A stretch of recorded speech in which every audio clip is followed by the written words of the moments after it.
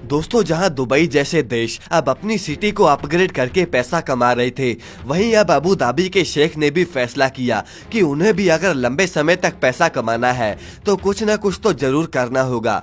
Abu Dhabi के शेख ने अब अपनी पूरी सिटी को अपग्रेड करने का सोचा और इसीलिए अब उन्होंने इंजीनियर्स के सामने एक ऐसी बिल्डिंग की फरमाइश रखी जिसे पूरी दुनिया में आज तक किसी ने ना बनाया हो।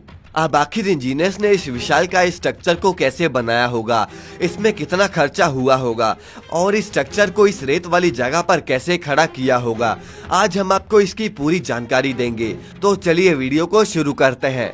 अब दोस्तों, शेख ने जब इंजीनियर्स को बताया कि उन्हें ये स्काई स्क्रैपर इस जगह पर चाहिए, तो फिर इंजीनियर्स इस बात से हैरान रह गए, क्योंकि जहां शेख वो जगह दिखा रहे थे वहां पर तो कोई जमीन थी ही नहीं, क्योंकि वो ठोस जगह पर्शियन गल्फ में जमीन से 700 मीटर दूर पानी में 8 मीटर अंदर थी।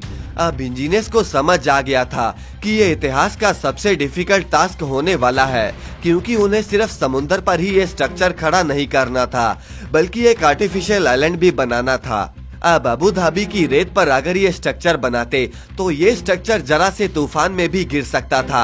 अब वो रेत इंजीनियर्स को समुद्र से खोजनी थी, लेकिन खुशकिस्मती से वो रेत पिछले शेख ने पहले ही खुदवा कर रखी थी, क्योंकि उन्होंने पहले भी एक आर्टिफिशियल आइलैंड समुद्र पर बनवाया था। अब इंजीनियर्स ने पूरी उस रेत को इस्तेमाल करने का फैसला किया।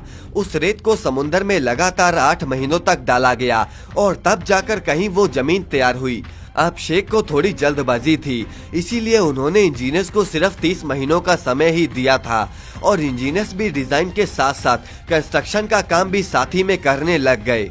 दोस्तों, कंस्ट्रक्शन के समय जब इंजीनियर्स खुदाई कर रहे थे तो समुद्र का पानी रेत से बाहर आ रहा था। अब ऐसी जमीन पर इस बिल्डिंग को बनाना तो मतलब करोड़ों का नुकसान ही करना था। अब दोस्तों, इंजीनियर्स ने एक डी वॉल नाम का सॉलिड सीमेंट का बैरियर जमीन से 16 फीट अंदर की तरफ बनवाया। इस बैरियर ने ढीली रेत और समुद्र से आने वाले पानी को रोका। अब इंजीनियर्स ने इसमें 400 सीमेंट की पाइल्स का इस्तेमाल 2 तरीकों से किया, जिसमें आधी पाइल्स जमीन पर लगाई गई ताकि ये चट्टान पर मौजूद रेत को मजबूती से टिका सके, और आधी पाइल्स को जमीन में और भी ज्यादा गहराई तक डाला गया ताकि बिल्डिंग का सारा वजन अच्छे से डिस्ट्रीब्यूट हो जाए। अब शेख का सपना धीरे धीरे उभरने लग गया था। अब कहीं अबू धाबी की तेज हवाएं इसे गिरा ना दें, और इसीलिए इस बात का पता लगाने के लिए उन्होंने अमेरिका के विंड इंजीनियर से मदद मांगी। अब दोस्तों, वैसे तो विंड टेस्ट किसी भी चीज की बुनियाद डालने से पहले किया जाता है, लेकिन टाइम की कमी की वजह से इंजीनियर्स ने बिल्डिंग की बुनियाद पहले ही रख दी थी, और अगर विंड टेस्ट में जरा सी भी गड़बड़ी आई तो उन्हें सारा काम दोबारा से करना पड़ सकता है। लेकिन वो तो शुक्र है कि विंड इंजीनियर्स के टेस्ट में कुछ भी गड़बड़ नहीं आई, और कुछ इस तरह जाकर इंजीनियर्स के सर से एक बहुत बड़ी टेंशन दूर हो गई। अब दोस्तों, इस पूरी बिल्डिंग के वजन को सभी पाइल्स पर अच्छे से डिवाइड करने के लिए इंजीनियर्स ने इसमें एक की बजाय 2 कोर्स को डालने का सोचा। अब दोस्तों, 125 मीटर ऊंचे इन कोर्स को 165 टन स्टील से बनाया गया था।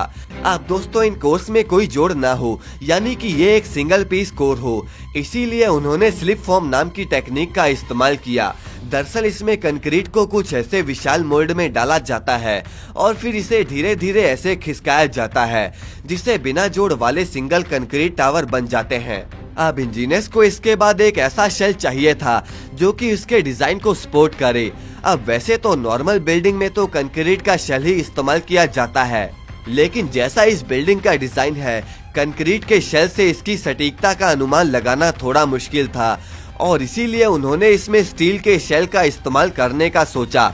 अब स्टील फैक्ट्री ए आकार वाले स्टील ब्रैकेट बनाने में जुट गई, लेकिन ए सेक्शन को बनाना ही सिर्फ मुश्किल काम नहीं था, बल्कि उन्हें साइट पर लेकर जाना भी किसी चुनौती से कम नहीं था।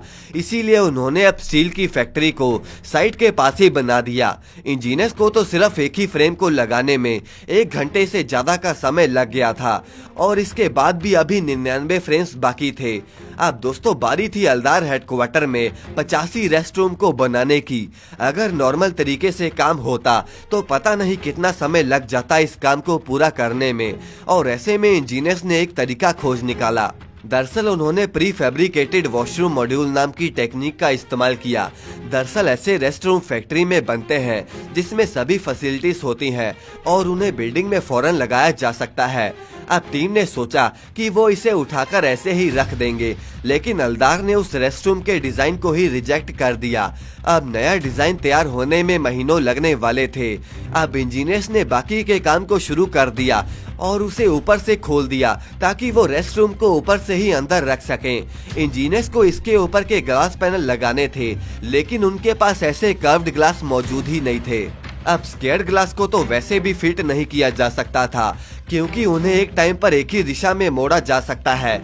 अल्दार हेडक्वार्टर को ऐसे ट्रायंगुलर ग्लास की जरूरत थी जो कि 3 एक्सिस पर टिका रह सके और अपने पास वाले ग्लास से जुड़ सके। इस पूरे प्रोजेक्ट के लिए उन्हें 25,000 पैनल लगने वाले थे और ये ग्लास पैनल इतने बड़े थे कि इंजीनियर्स एक दिन में सिर्फ 30 से 35 ग्लास पैनल ही फिट कर पाते थे। अब 10 महीनों के बाद रेस्टरूम का एक नया डिजाइन बनकर आया और खुशकिस्मती से उसे शेख ने अप्रूव कर दिया और दूसरी तरफ ग्लास पैनल का काम भी अब खत्म हो ही गया था और इंजीनियर्स ने अब एक एक करके उन रेस्टरूम को रखना शुरू कर दिया और कुछ इस तरह जाकर इंजीनियर्स ने ये प्रोजेक्ट अल्दार को समय से पहले ही सौंप दिया। तो दोस्तों, ये थी आज की वीडियो। आप अपने विचार हमें कमेंट में जरूर बताएं और इस वीडियो को लाइक करके चैनल को सब्सक्राइब करना ना भूलें।